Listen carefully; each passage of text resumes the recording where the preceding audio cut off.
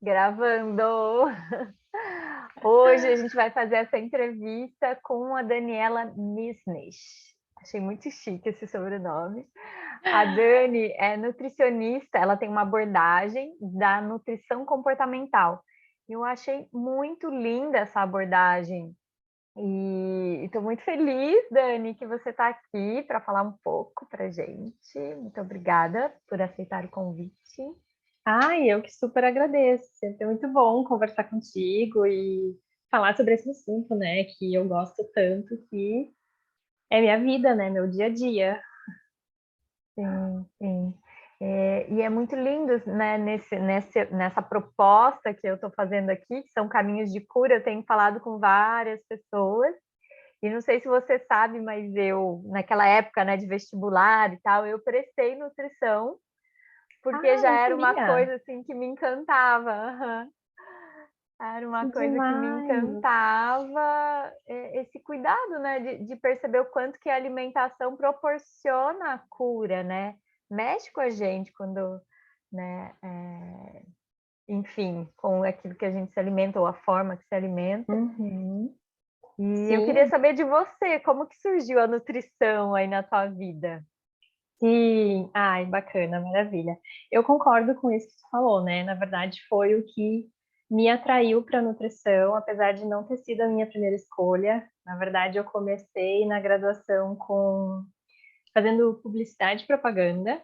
Olha, essa eu não sabia. Aham, aham. Comecei nesse caminho, achei que era para mim. Acabei até fazendo um estágio na área, que foi super importante, foi muito bacana. Mas eu acabei percebendo que não, assim, não me identificava com essa profissão. E aí, na época, fui buscar, né, outra opção, fui entender o que existia, né, de cursos, enfim, algo que eu me identificasse mais, e me chamou muito essa parte da saúde, né? Então, na época eu lembro que eu pensei em psicologia, pensei em estética, enfim. E justamente essa questão assim do quanto que a alimentação está por trás de tanta coisa na nossa vida que foi o que me atraiu. É até curioso porque eu acho que eu já contei sobre isso lá no meu perfil do Instagram. Eu lembro que lá em casa a gente tinha um daqueles livros Medicina de A a Z. Não sei Uhum. se tu já viu. Sim, eu já tive também. E aí lá tem toda essa questão assim, né, do potencial dos alimentos, como que a gente pode melhorar a nossa saúde, nossa disposição, como isso está por trás, né, tanto da prevenção de algumas doenças, como, né, do desenvolvimento de outras a partir do nosso padrão alimentar, e isso me interessou muito, assim. Então, é algo que está muito presente na nossa vida, né? A gente precisa comer todos os dias, diversas vezes ao longo do dia, a vida inteira. Então, isso desempenha um papel muito importante, né, na nossa saúde, na nossa qualidade de vida. E aí foi o que acabou me atraindo para a nutrição e, e foi isso, assim, foi dessa forma que eu cheguei na nutrição. E aí, dentro da nutrição, como que você, né, procurou essa área da comportamental? Aham. Bom, aí o que que aconteceu? Depois de formada, eu tinha muito essa certeza de que eu queria trabalhar direto com pessoas, né, frente a frente, assim. Então, fui para essa área de atendimento em consultório, né, de trabalhar no 1 a 1 ali, e principalmente nessa área de emagrecimento, né? Emagrecimento feminino, saúde da mulher, são as áreas que eu atuo hoje.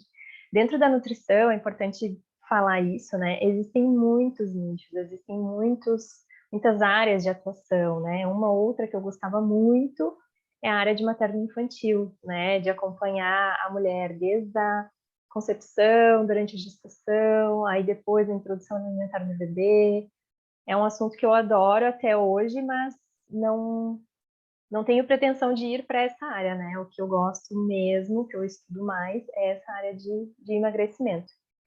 E aí, com isso, a gente sai da faculdade com uma certa bagagem, né? Aprende ali como conduzir esse processo de emagrecimento, mas de uma forma um tanto limitada, eu diria assim, né? Porque quando a gente fala em em emagrecimento e perda de peso, o que é a primeira coisa que vem à cabeça? Dieta. Dieta. Dieta, restrição, né? A gente aprende isso, a gente escuta isso a vida inteira, que para perder peso precisa ter déficit calórico, né? A gente precisa comer menos do que gasta. Só que assim, isso é a pontinha do iceberg, né? Ali para baixo tem muita outra coisa. Tem muita outra coisa que, de fato, influencia nas nossas escolhas alimentares, né? E, claro, quando eu me formei, acabei indo atuar dentro dessa conduta, né? Com restrição, com dieta, com algo mais engessado, né? Então eu orientava a pessoa, ó, vamos então trocar isso aqui não pode muito, né? Tentar evitar. E aí eu comecei a ver que essa estratégia não era eficaz, né? Às vezes dava certo por um tempo, mas aí depois a pessoa não tinha mais resultados ou desistia. E aí também foi uma época que começou a surgir muito esse termo, né, da nutrição comportamental. Então, teve um grupo de nutricionistas aqui do Brasil que trouxe esse termo, eu acho que da psicologia, né, assim, veio de fora, Sim. veio de outros países, né, essa parte comportamental já era trabalhada na psicologia, então se trouxe isso para entender os nossos padrões alimentares. Então, comecei a estudar sobre isso, comecei a ler e vem surgindo muito estudo hoje que mostra, né, o quanto as dietas não são eficazes, na verdade, elas são até prejudiciais para o nosso organismo, para o nosso metabolismo. Então eu comecei a pensar, comecei a ver, né, nossa, por isso que não dá certo, né, a abordagem não tá adequada, né, não é à toa que a pessoa depois de um tempo desiste ou para de ter resultado. Uhum. Então, fui entender mais, fui estudar. Estudo até hoje, né? Na verdade, a gente se forma e nunca para, né? De estudar, de se Sim. atualizar. Mas o que me chamou a atenção é que existe um dado, né? Um estudo que mostra que 95% das dietas falham, né? Não funcionam. E isso é um número muito grande, muito grande. Então, a maioria das pessoas que começam uma dieta já está fadada ao fracasso, né? A pessoa não vai ter resultado duradouro, né? Então a gente sempre fala, né? Eu costumo dizer que um emagrecimento de sucesso é aquele em que a gente consegue alcançar um peso mais saudável, de fato mudar hábitos alimentares, hábitos de vida e conseguir manter, né? Se hoje a pessoa perde 10 quilos, mas daqui meio ano, um ano, ela recuperou 15, esse Uhum. processo não foi eficaz, né? Então, mais do que pensar no que a gente pode comer, no que não deveria comer, é entender o que está por trás dessas escolhas.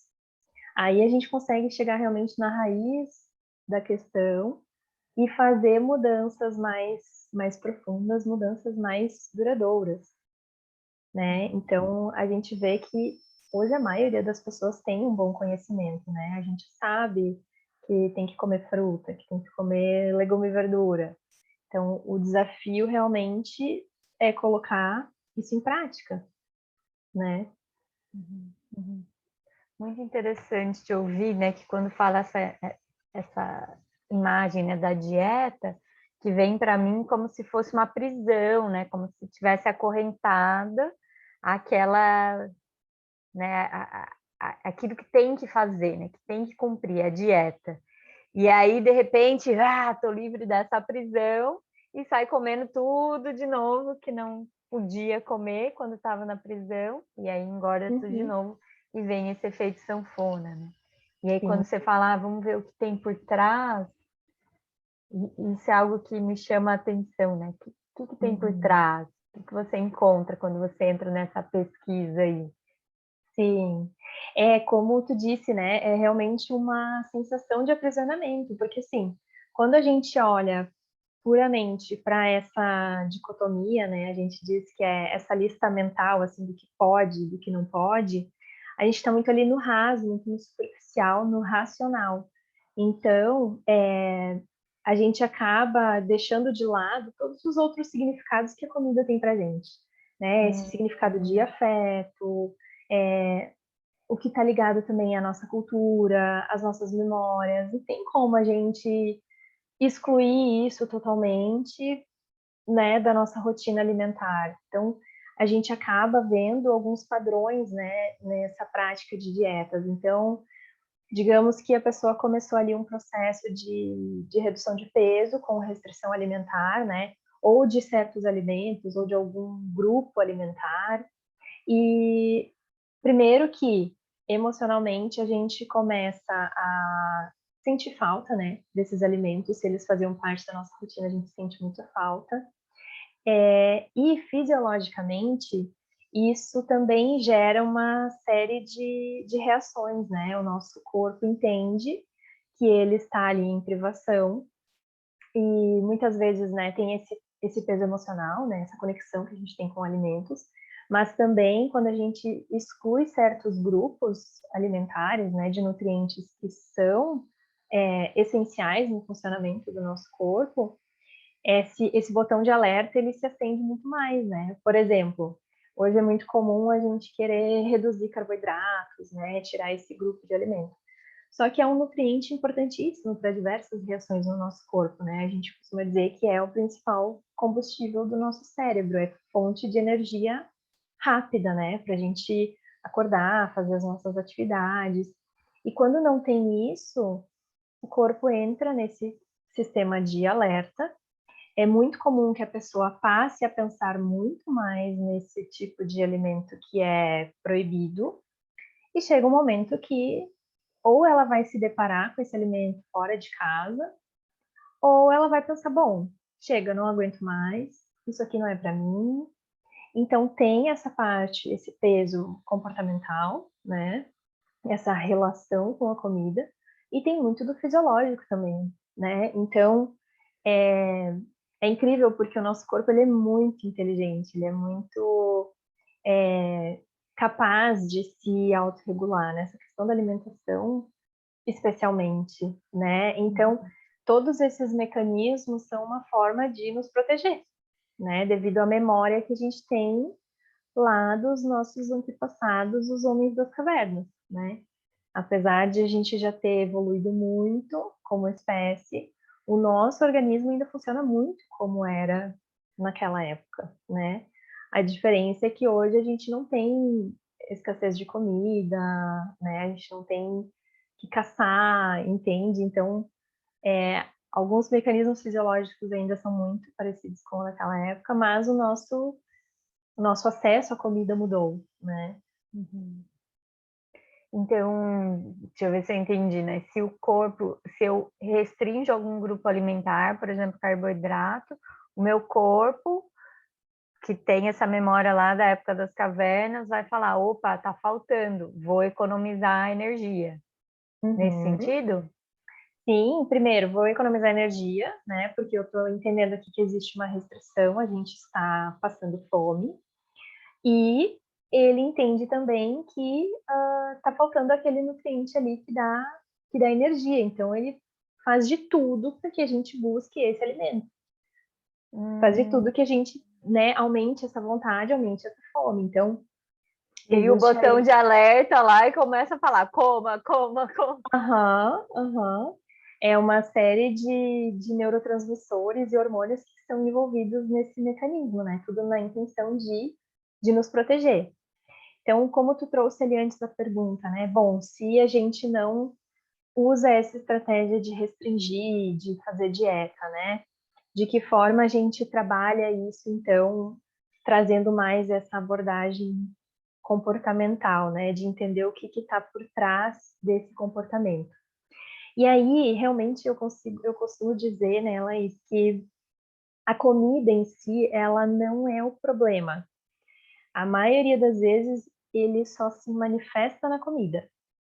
Então, como eu disse, hoje a gente tem muita informação, a gente tem muito conhecimento, né? Eu posso perguntar para qualquer pessoa na rua o que seria o mais saudável, né? Para a gente ter qualidade de vida, para a gente ter saúde, para a gente manter um peso saudável. As pessoas sabem.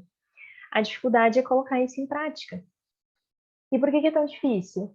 Existe uma série de fatores aí, né? Tem a nossa história com a comida, né, que vem lá da infância, o que a gente aprendeu como certo, como errado.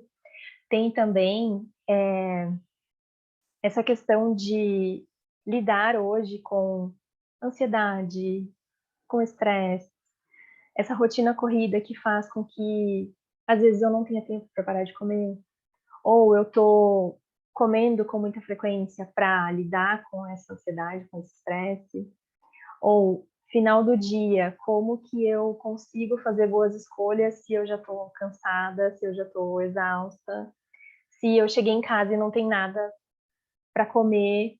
Então, são muitos pontos que eu avalio quando a pessoa chega até mim, né? Se a gente for olhar para essa cultura das dietas, elas nos dizem que basta fazer exercício e comer menos, que o resultado vai chegar. Mas não é tão simples assim, né? Então, tem toda essa parte de como a gente lida com a comida, de que forma a gente consegue manter uma boa alimentação diante dos outros desafios do nosso cotidiano e também como que está o nosso corpo por dentro, né? O nosso organismo, essa parte fisiológica mesmo. Então, uma pessoa que está com um quadro de ansiedade, de estresse, é compreensível que ela não vai ter tanta energia e disposição para preparar uma refeição saudável, colorida, feita em casa. Então, provavelmente, né, o que eu vejo na maioria dos casos é que a pessoa recorre a coisas mais práticas, coisas prontas, ou de delivery, de fast food. E a gente sabe que esse tipo de alimento ele não nos provê nutrientes de qualidade. Então, isso acaba gerando também uma mudança a nível fisiológico na qualidade da nossa produção de hormônios, de neurotransmissores. E isso, por consequência, acaba também agravando esse cenário de estresse, de ansiedade. Então, percebe que está tudo interligado, né? Entra naquele ciclo, né? E Entra aí, nesse... então, na consulta contigo, você vai entender qual é esse cenário da pessoa, como que ela vive, como que ela lida com os alimentos, enfim, como que tá essa Isso. rotina dela para trazer alguns hábitos novos, não sei, como que você faz isso? Uhum. Sempre que a pessoa entra em contato comigo, eu já pergunto, né, qual é o objetivo dela, o que ela veio buscar e qual tem sido a sua maior dificuldade. Essa é uma pergunta-chave muito interessante, porque às vezes a pessoa já tem aquela noção assim, nossa, eu sei que o meu problema é X coisa. Então, ok, vamos entender o que está por trás deste problema. E aí a gente começa a traçar estratégias, né, algumas metas e, com certeza, né, o maior instrumento do meu trabalho é o alimento, né? Então, de que forma a gente consegue garantir uma alimentação saudável, equilibrada, que seja nutritiva, que seja ao mesmo tempo gostosa, satisfatória, né? A gente sabe que muitas vezes uma alimentação que não é satisfatória, que não seja gostosa para a gente, fonte de prazer, faz com que a gente busque isso em outras coisas, né? Então, algo clássico, assim, que eu vejo muito no consultório é aquela pessoa que almoça ali só uma saladinha, um frango grelhado, há muito tempo, isso já não é mais prazeroso. Então, acabou de almoçar, vem aquele pensamento, né? O que eu vou comer de gostoso agora? E aí a pessoa já emenda uma sobremesa. E o problema não é a sobremesa, né? É que isso se tornou um hábito automático, né? Que não é, talvez não seria necessário diariamente, né? E aí o problema realmente não é a sobremesa, na maioria das vezes, é essa refeição antes que não tá tão legal, ou não tá completa nutricionalmente, ou não tá sendo satisfatória, sabe? Então, é muito bacana, assim, a gente começar a ver o que está por trás dessa queixa principal que a pessoa traz, né? Sim, muito interessante, né? Qual é a dificuldade? Você sabe que você está falando, eu lembrei, meu pai fala que eu como prato de pedreiro. porque eu como muito, assim, quantidade, né, de sei lá. A minha alimentação é praticamente vegetariana, então eu como arroz, feijão, eu vou comer couve, eu boto um monte de couve, não vou comer Aham. um tiquinho de couve. E ele come igual passarinho, um tiquinho de cada coisa, terminou, ele come um monte de doce. É muito curioso, né, porque é isso, né, as escolhas, às vezes a gente acha: "Ai não, o meu prato está muito bonitinho, assim, tudo equilibrado, assim, com pouca quantidade", e daqui a pouco tem essa vontade de, sei lá, de comer mais, né, não tá satisfeito, não. Sim, sim. Às vezes tem Uhum. o efeito contrário, né, do que a pessoa busca, né. E assim, algo que eu vejo, assim, no consultório, eu gosto de deixar muito claro, né, às vezes a pessoa se sente desconfortável, às vezes, né, de descrever a sua alimentação, de descrever as suas escolhas, fica com medo desse julgamento.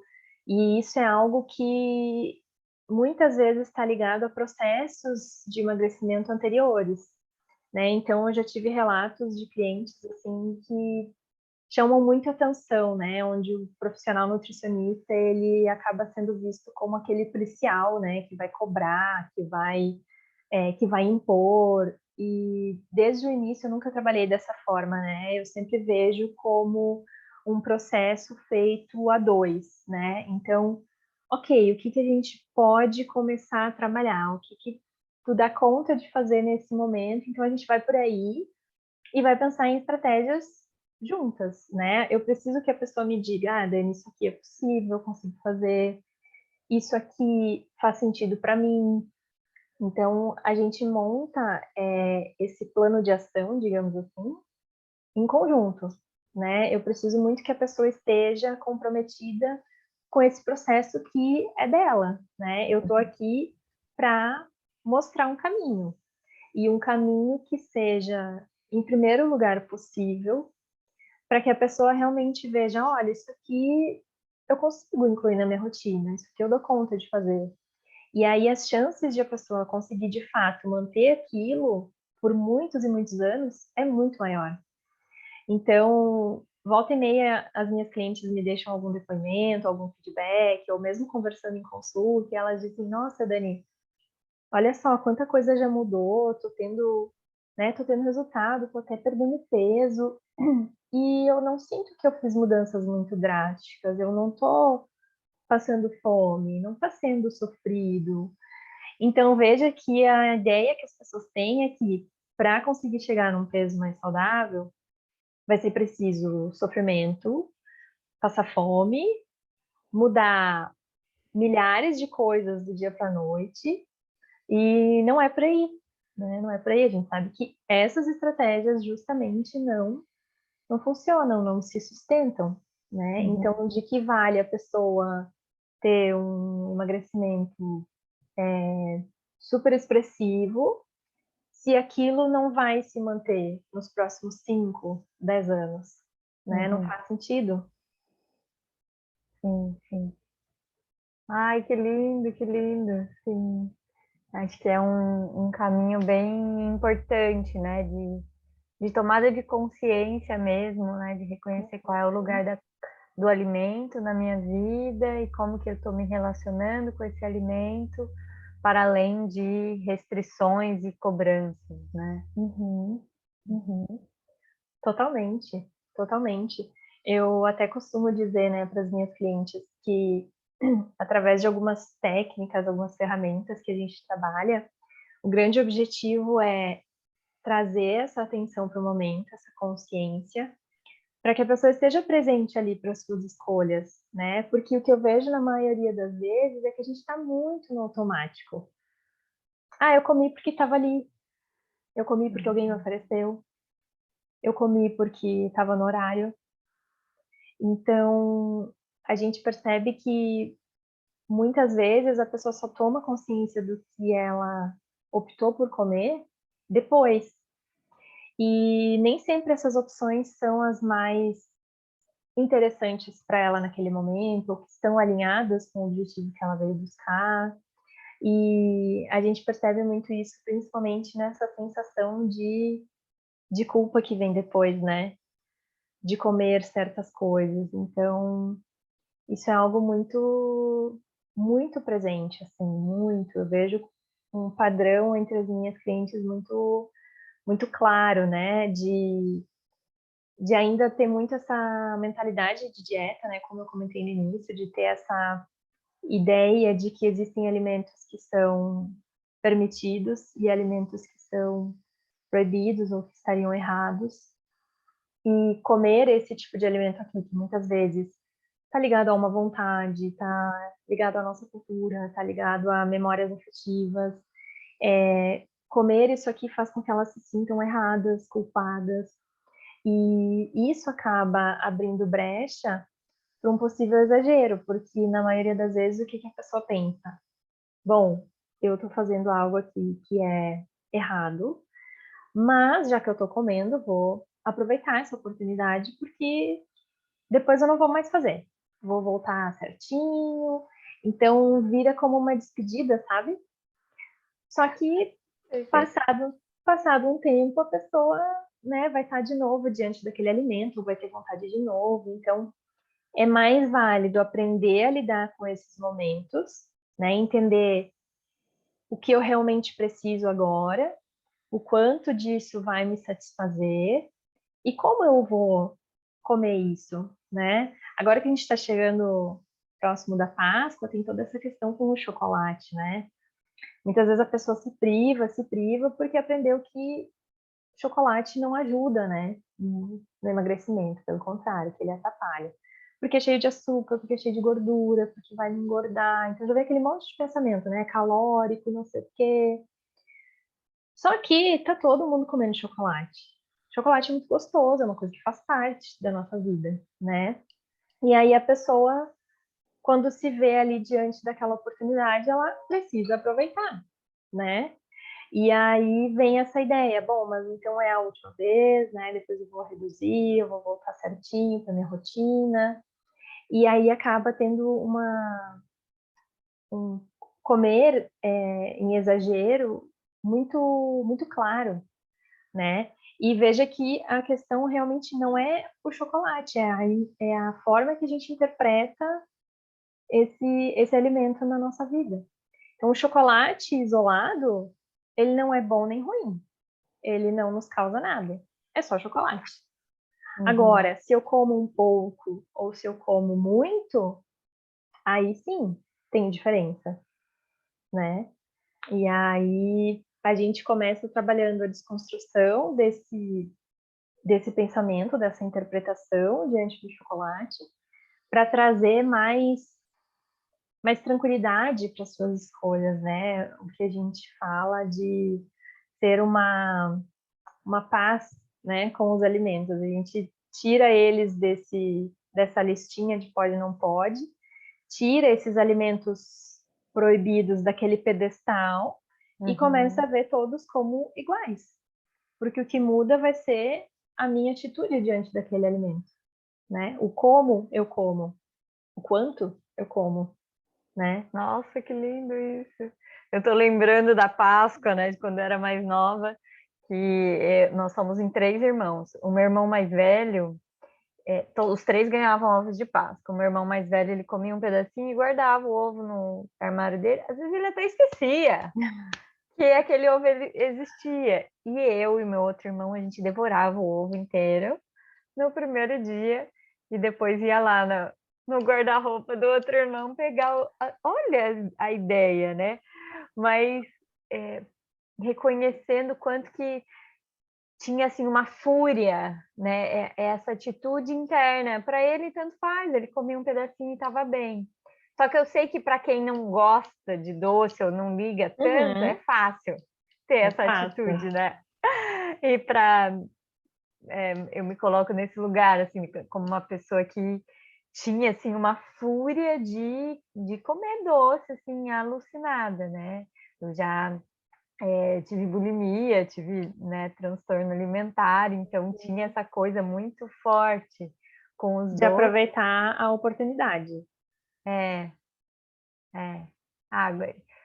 Fazia um brigadeiro, já que eu tô comendo, eu vou comer inteiro, né? Não é um pouquinho. E aí era sempre uma coisa, uma tensão. Aí depois de um tempo eu falava, e sempre, né, com medo de engordar ou querendo emagrecer. E eu, na Páscoa, eu falava com o namorado meu, não me dá ovo de Páscoa, eu quero alface. Pezinho de alface. Então era uma tensão, sabe? Hoje em dia eu não troco ovo de Páscoa, porque, enfim, para mim isso não tem um significado e não vejo nada disso. E eu tô, Dani, vou te contar aqui na entrevista pra galera. Eu tô num processo com açúcar, que eu tirei o açúcar, assim, realmente, o açúcar branco, né? O açúcar das frutas eu como, mel eu como e tal. Então, está sendo muito especial, porque para mim tirar o açúcar foi um desejo, partiu de um desejo meu, de não estar viciada. Assim como é com álcool, né? Assim, você toma álcool, toma só de final de semana. E aí eu passei por um processo que fiquei 2 anos sem tomar nada de bebida e fiquei super bem e criei uma relação com a bebida de tipo, quando eu quero, quando eu não quero, eu não quero. E aí com o doce eu tô vivendo isso, assim. E eu percebi que no começo era, nossa, sabe, uma coisa meio sofrida. E depois eu mudei o meu olhar diante do doce, assim, tipo, eu olho e eu não tenho mais vontade, sabe? Eu não vou comer chocolate na Páscoa, mas para mim não é sofrido não comer chocolate, sabe? Tá É tudo uma bem, escolha, né? é uma escolha. Uhum. E foi, já vai fazer 2 anos, né? 1 ano e meio, quase 2 anos que eu estou nesse processo.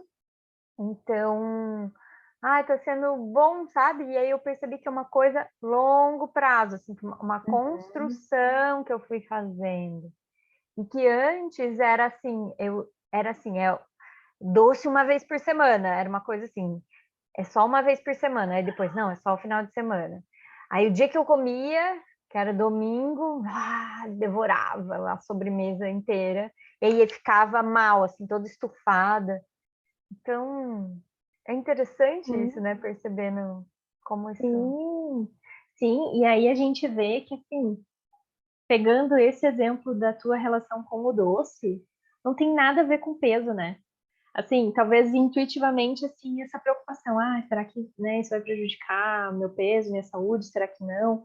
Mas, assim, olhando só para essa relação com o doce, independente do teu peso, estava sendo uma relação que não era legal, né, que era disfuncional. Então, às vezes a gente pensa, bom, será que não é mais interessante, válido eu comer um pouquinho cada dia, se eu realmente estiver com vontade, do que me privar a semana inteira e comer lá no domingo só porque eu não comi ao longo da semana, né? Muitas vezes a pessoa faz isso, assim, durante a semana, cuida bem certinho, mas aí final de semana vira aquela bagunça, assim, né? A pessoa se permite comer tudo que ela não comeu ao longo da semana, e na verdade ela não necessariamente está com aquela vontade, né? Então, nossa, não pode comer pizza na quarta-feira. Imagina, pizza é refeição de final de semana.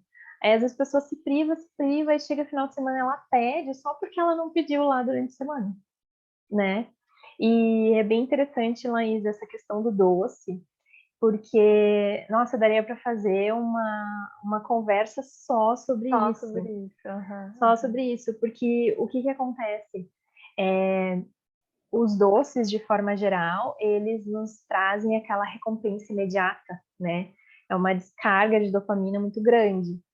E o nosso cérebro entende que isso é bom, isso é gostoso, então eu quero mais. E aí a gente continua buscando, né? Às vezes não é o chocolate em si, pode ser uma bala, pode ser, né, alguma bolachinha, o próprio açúcar do café. São coisas que a gente vai acostumando o nosso paladar. E aí as nossas papilas gustativas, elas vão ficando sensíveis a esse doce.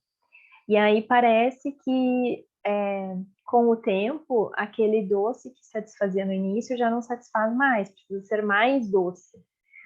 Então, às vezes, a gente acaba aumentando a quantidade, ou, né, indo para um doce mais açucarado mesmo, e a gente acaba acostumando, né, as nossas papilas gustativas.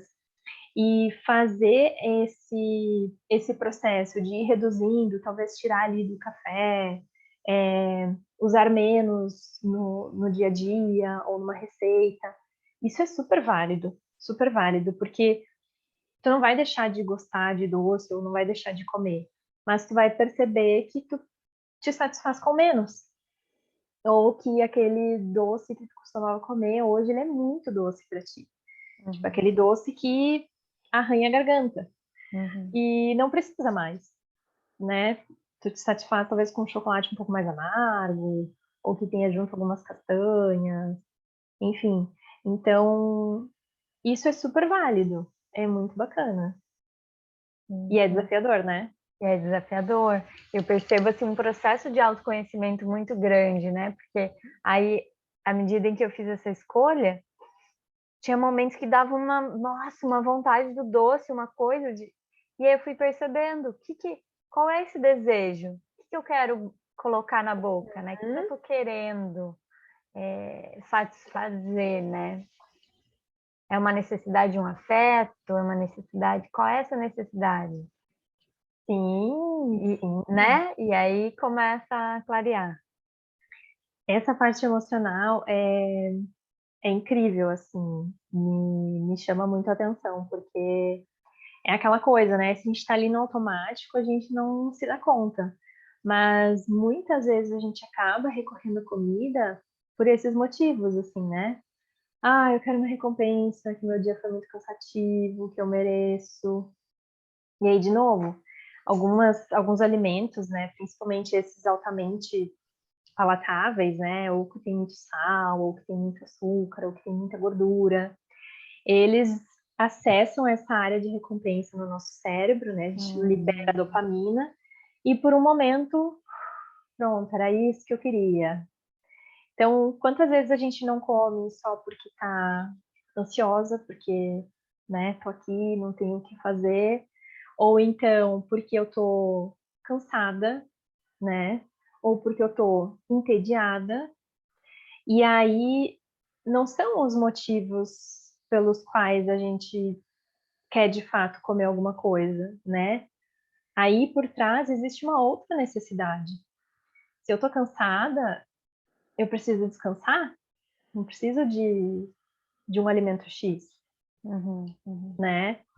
E, e essa compreensão, né, de novo, do que está por trás dessas escolhas, isso é essencial. Isso é essencial. E é desafiador, não é tão simples, né? Aqui falando pode parecer, mas envolve muito esse comprometimento, né? Essa vontade de a pessoa querer, de fato, descobrir o que leva ela a comer certas coisas e como mudar isso, né? De forma mais saudável, né?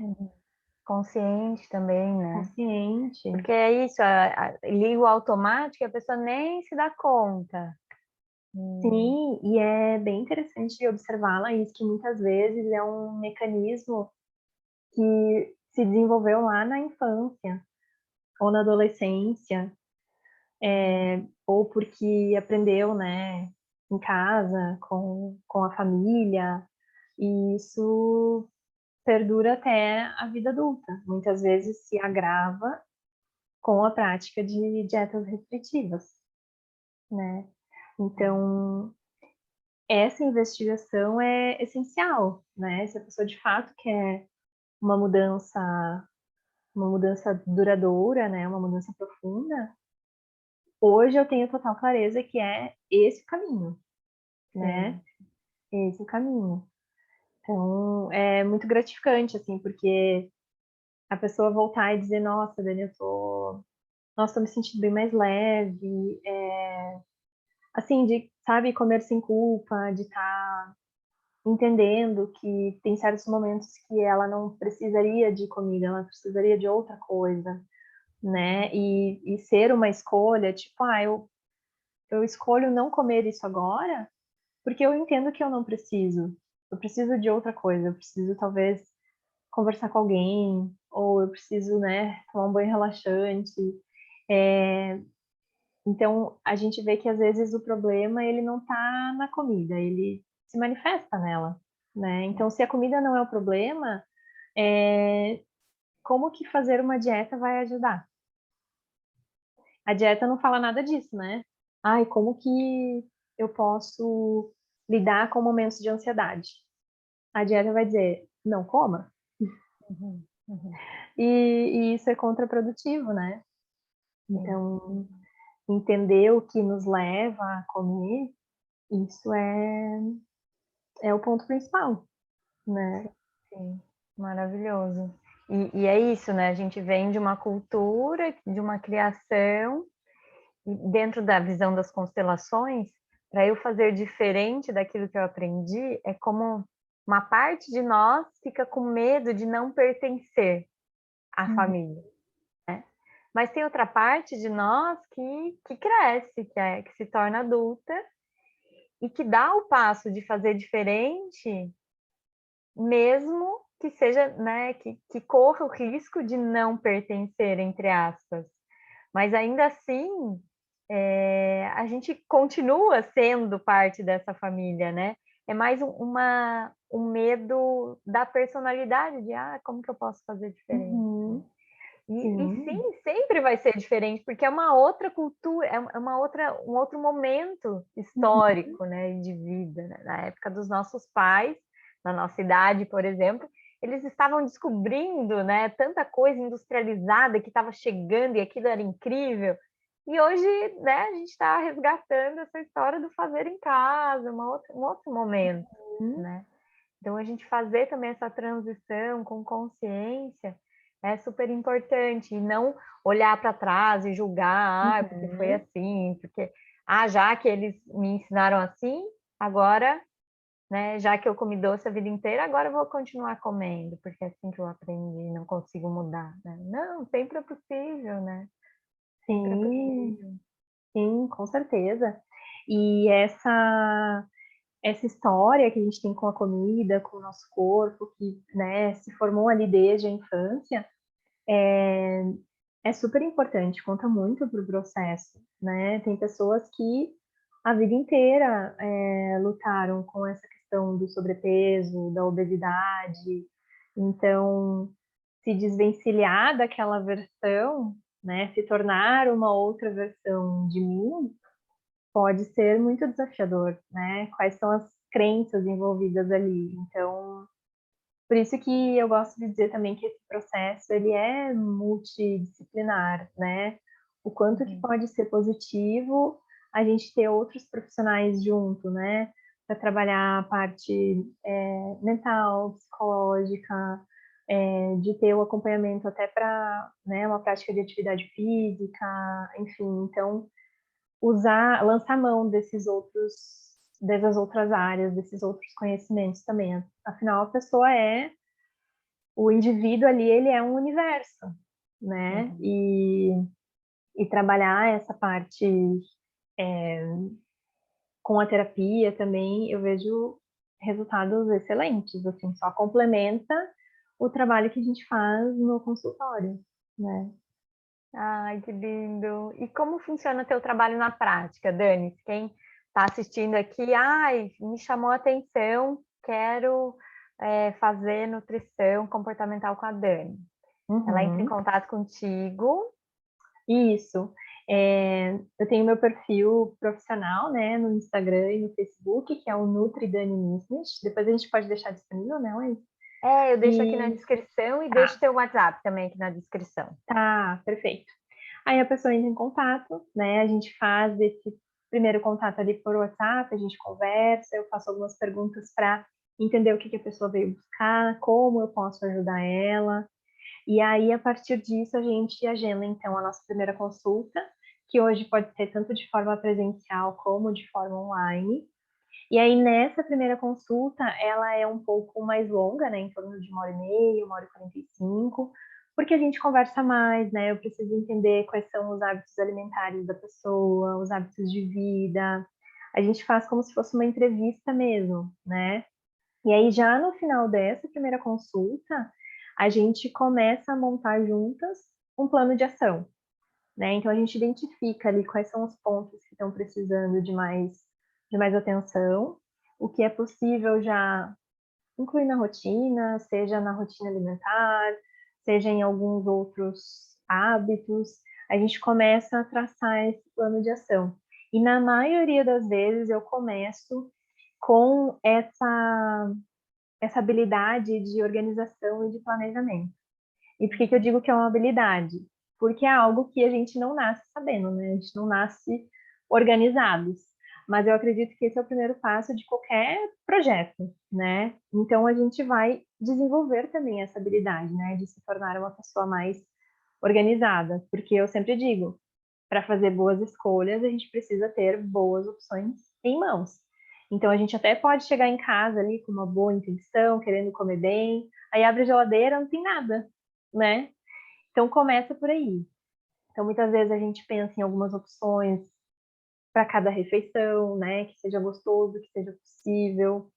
Na maioria das vezes, o que a gente quer? Algo que seja prático, né? Que não nos tome muito tempo. Então eu ajudo a pessoa a chegar nesse desenho do que seria um planejamento alimentar. E a gente também traça algumas metas, né? Para que a pessoa saiba em que direção ela está indo. Então, de forma alguma, no meu acompanhamento, é, a forma de ver esse progresso vai ser só através do peso. O peso, na verdade, ele é um reflexo dessas outras atitudes. Então, para mim faz muito mais sentido colocar energia nisso, nessas atitudes, nessas metas, e isso vai refletir, né, no peso, na qualidade de vida, em como a pessoa está se sentindo, até com relação a pontos como energia, disposição, qualidade do sono. Então, tudo isso entra nessa primeira conversa. E aí, a partir disso, a gente faz o acompanhamento nutricional de fato, né? Eu sempre digo que essa primeira consulta é o pontapé inicial, mas a gente não resolve todas as demandas nela, né? Então, o grande diferencial de um processo de emagrecimento é você ter aquele acompanhamento, né? Um profissional que vai te ajudar quando surgirem alguns obstáculos, quando surgirem alguns desafios. E, na verdade, ao longo de um processo de mudança de hábitos, de comportamento alimentar, essa é a única certeza, né? Que vão surgir ali alguns obstáculos no meio do caminho. E isso nos dá a oportunidade de desenvolver outras habilidades, de entender como eu lido com esses obstáculos, né? Para seguir em frente em direção ao meu objetivo. Então, as consultas de acompanhamento são para isso, né? Minha cliente nunca volta só para pesar e medir, né? A gente trabalha essas questões a cada consulta. E Basicamente são é isso. consultas semanais, quinzenais, como que é? Aí depende da demanda da pessoa, depende do objetivo dela. Eu tenho consultas que são semanais, com algumas clientes é quinzenal, e com algumas chega a ser mensal, né? Ou então, dependendo do caso, ou então mais na fase de manutenção, né? Quando a pessoa já está com uma boa autonomia alimentar, ela já consegue se virar sozinha, digamos assim, né? E aí a gente entra mais nessa fase de realmente manter os resultados, e aí as consultas vão se espaçando mais, né? Sempre digo que o meu objetivo é que a minha cliente não seja minha cliente para o resto da vida, né? Muito pelo contrário, o nosso processo ele tem data para começar e data para acabar. Mas a sua mudança de comportamento, né, os novos hábitos que a pessoa vai desenvolver, isso é para sempre. Então, ela precisa, né, desenvolver essa autonomia, essa capacidade de fazer boas escolhas, né? Sim, sim. Nossa, eu tô vendo isso, parece simples, mas quão grandioso é, né? Cuidar desse, o que está por trás da alimentação, né? Porque como você disse, alimentar é algo que a gente faz todo dia, Uhum. né? E para sempre. E ali está só um reflexo do meu mundo interno. Então, se eu posso olhar para o meu mundo interno, para o que está se passando dentro de mim, como eu me relaciono com a comida, isso vai refletir como eu me relaciono com a vida, né? Uhum. Maravilhoso, maravilhoso. Totalmente, totalmente. Principalmente nessa parte de organização, de planejamento, eu tenho clientes que me dizem, nossa, Dani, é muito engraçado, porque eu sinto que eu estou mais organizada até em outras áreas da minha vida. Olha. Então, realmente, né, a gente consegue aplicar essas habilidades até em outras áreas da nossa vida, né? E realmente eu gosto de ter esse tempo em consulta para escutar a pessoa, para entender o que ela está precisando. Então, esse olhar mais holístico, ele é fundamental, né? Às vezes a pessoa vem na consulta, a gente nem fala de comida, a gente fala de outras coisas, porque é aquilo que está aparecendo ali no momento, que está influenciando nas escolhas alimentares dela, né? Então, a gente não necessariamente vai falar só sobre comida, a gente vai falar sobre esses outros fatores também, né? Uma coisa que eu não tinha comentado, mas que muitas vezes eu lanço mão também, é a parte de suplementação nutricional, né? De prescrever alguns nutrientes, algumas vitaminas, alguns minerais que contribuam para esse processo, né? Então, faz alguns anos que eu estou estudando mais essa parte, então hoje é uma estratégia maravilhosa que eu uso nas consultas, uso para mim também, para minha família, e a gente consegue ver resultados incríveis, né? Porque a nível fisiológico a gente entende que sim, tem alguns nutrientes que vão ajudar ali no processo de melhorar a qualidade do sono, por exemplo, ou que a gente consegue modular o funcionamento do intestino, né? Entender como está essa microbiota intestinal, e aí entrar com probióticos. Então, é algo que super complementa esse acompanhamento e que pode acelerar esse processo, esses resultados, né? Então, se a pessoa tem exames de sangue, eu avalio, senão a gente pede. Então, considero muito essa parte também. Gosto de associar bastante, né, a abordagem comportamental e a compreensão também de como que está esse organismo, né, de como que está ali por dentro, o que está acontecendo, o que que isso nos traz de informação válida para esse processo também. Uhum, uhum. Ai, que ótimo. Olha, eu faço essa entrevista, né, esses caminhos de cura, e eu fico doida, porque eu fico com vontade de fazer tudo. Já fiquei com vontade de fazer. De repente a gente marca uma consulta. E para Ai, quem com assistiu certeza. também, quem assistiu ficou com vontade, eu vou deixar aqui o WhatsApp da Dani e podem entrar em contato com ela.